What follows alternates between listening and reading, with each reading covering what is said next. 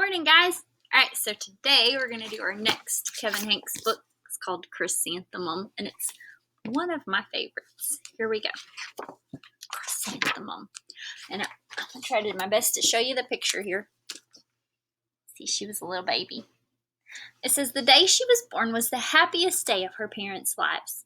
She's perfect, said her mother. Well, absolutely, said her father. And she was. She was absolutely perfect. Isn't she cute?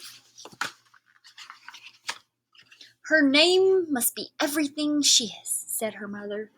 Her name must be absolutely perfect, said her father. And it was.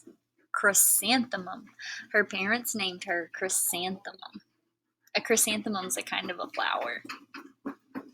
Chrysanthemum grew and grew and grew, and when she was old enough to appreciate it, Chrysanthemum loved her name. There she is growing up. She loved the way it sounded when her mother woke her up. She loved the way it sounded when her father called her for dinner. And she loved the way it sounded when she whispered it to herself in the bathroom mirror. Chrysanthemum, chrysanthemum, chrysanthemum. Chrysanthemum loved the way her name looked when it was written with ink on an envelope. She loved the way it looked when it was written with icing on her birthday cake. And she loved the way it looked when she wrote it herself with her fat orange crown. Chrysanthemum, chrysanthemum, chrysanthemum. She has a long name, doesn't she? Chrysanthemum thought her name was absolutely perfect. And then she started school. So what do you think is going to happen now that she started school? What can sometimes kids be like? Sometimes kids can be a little bit mean, can't they? Do you think they're going to be nice about Chrysanthemum's name, or do you think they're going to be mean about it? We're going to find out.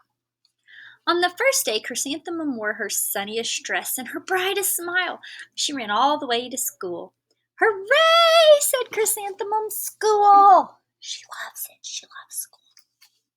But when Mrs. Chud took roll call, everyone giggled upon hearing Chrysanthemum's name. Look, here's all the kids in the room, and let's read all their names and see what they sound like. Dawn, Eve, Lois, Al, Les, Kay, Max, Sue, Bill, Pat, Tom, Sam, Ken, Joe, Rita, Victoria, and Chrysanthemum. She has a different name, doesn't she? I like her name. It's so long, said Joe. It scarcely fits on your name tag, said Rita, pointing. I'm named after my grandmother, said Victoria. You're named after a flower. Chrysanthemum wilted. She did not think her name was absolutely perfect. She thought it was absolutely dreadful.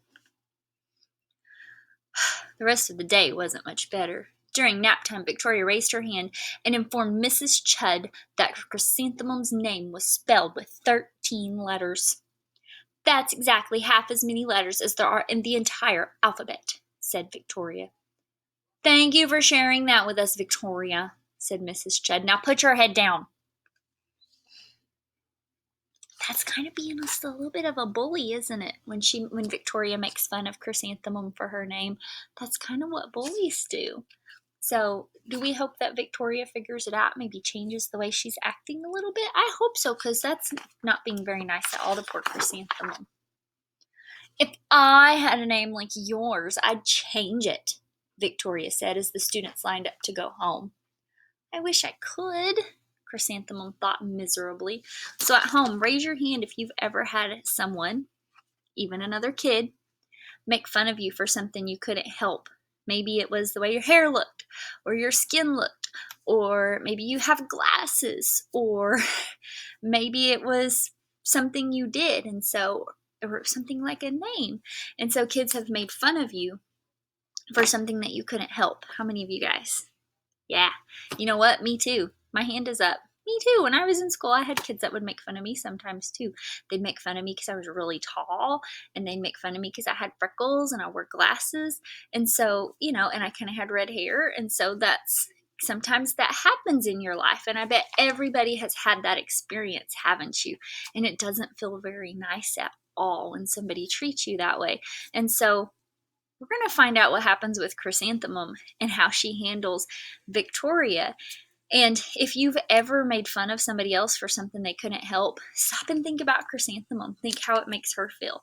Think about how you could make someone else feel for teasing them about something they can't help. So I'm sure we've all been teased, and we've probably all done a little teasing ourselves, but it doesn't make it right. So we're going to find out how Chrysanthemum handles Victoria picking on her.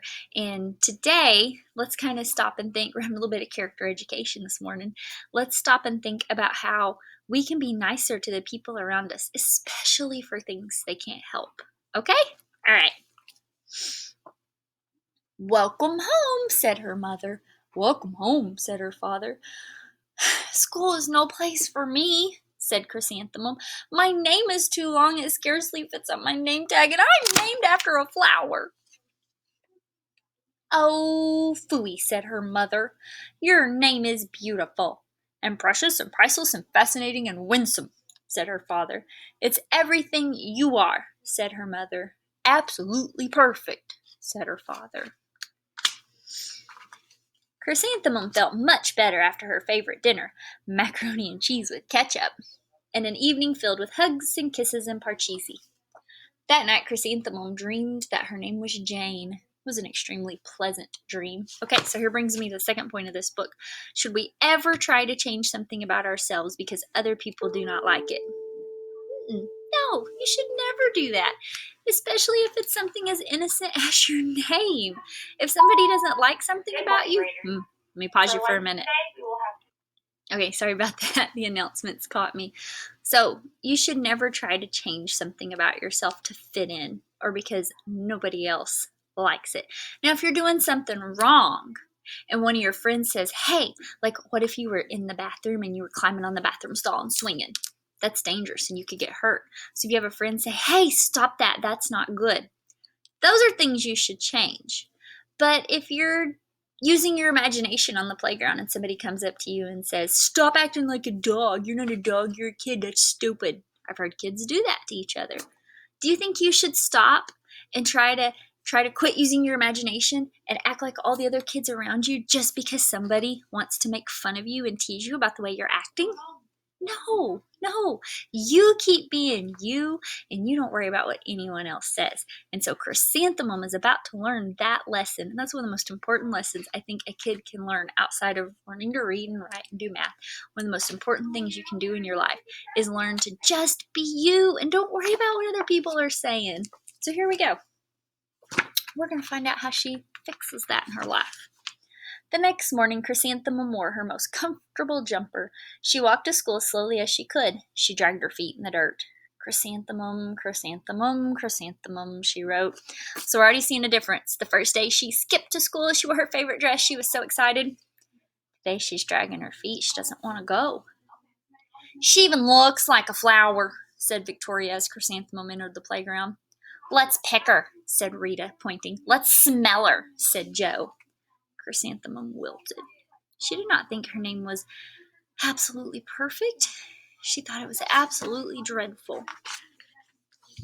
The rest of the day was not much better. During nap time, Victoria raised her hand and said, "A chrysanthemum is a flower. It lives in a garden with worms and other dirty things." "Thank you for sharing that with us, Victoria," said Mrs. Chudd. "Now put your head down." "I just cannot believe your name," Victoria said as the students lined up to go home.